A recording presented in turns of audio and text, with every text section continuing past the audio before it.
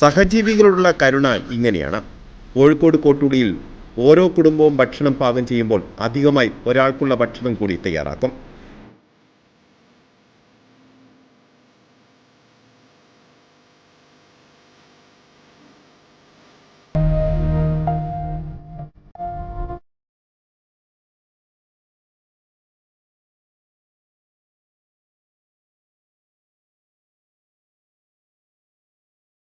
Lockdown ആരംഭിച്ചതു മുതൽ തുടങ്ങിയതാണിത്.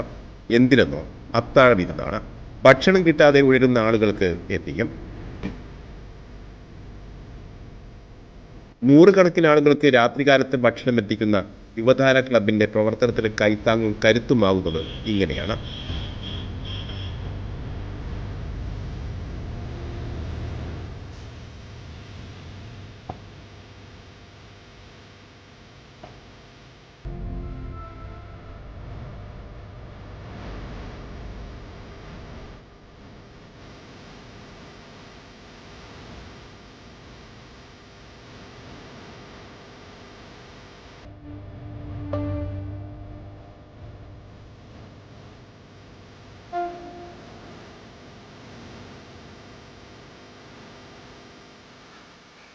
വൈകുന്നേരങ്ങളിൽ സംഘടനാ പ്രവർത്തകരെത്തി വീട്ടിൽ നിന്നും ഭക്ഷണം ശേഖരിക്കും.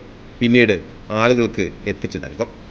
കോട്ടൂളിയിലെ 250ഓളം വീടുകളിൽ നിന്ന് അവരുടെ വീടുകളിൽ ഉണ്ടാക്കുന്ന ഭക്ഷണം കോഴിക്കോട് നഗരത്തിനകത്ത് ഭക്ഷണം കിട്ടാത്ത ആളുകൾക്ക് വിശപ്പില്ലാതാക്കാൻ ഓരോ പൊതി ഭക്ഷണങ്ങൾ ഓരോ വീടുകളിൽ നിന്ന് തരികയാണ്. ചില വീടുകളിൽ നിന്ന് നിറയെ ഭക്ഷണപ്പൊതികൾ തരുന്നുണ്ട്.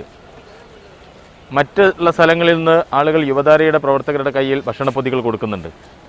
അങ്ങനെ ഏകദേശം കോഴിക്കോട് നഗരത്തിലെ 350ഓളം ആളുകൾക്ക് എല്ലാ ദിവസവും ഇപ്പോൾ ലോക്ക്ഡൗൺ തുടങ്ങിയതിന് ശേഷം യുവതാര കോട്ടൂളി ഭക്ഷണം കൊടുത്തുകൊണ്ടിരിക്കുകയാണ്. മഴ പെയ്തപ്പോൾ വസ്ത്രത്തിനും ആളുകൾ ബുദ്ധിമുട്ടുന്നുവെന്ന് സംഘടനാ പ്രവർത്തകർ മനസ്സിലാക്കി. നനഞ്ഞിരിക്കുന്നവരെ സഹായിക്കാനായി പിന്നീടുള്ള ശ്രമം. പലയിടങ്ങളിൽ നിന്നും ശേഖരിച്ച് വസ്ത്രം എത്തിക്കാമെന്നുള്ള ആശയവും ഇവിടെയും ഫലപ്രദം.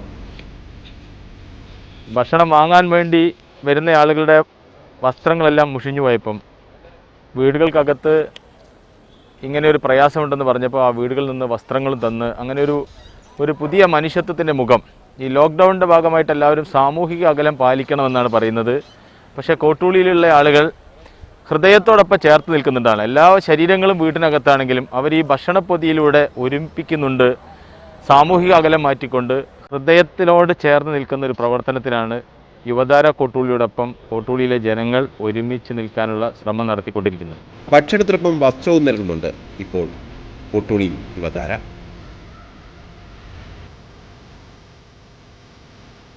റിപ്പോർട്ടർ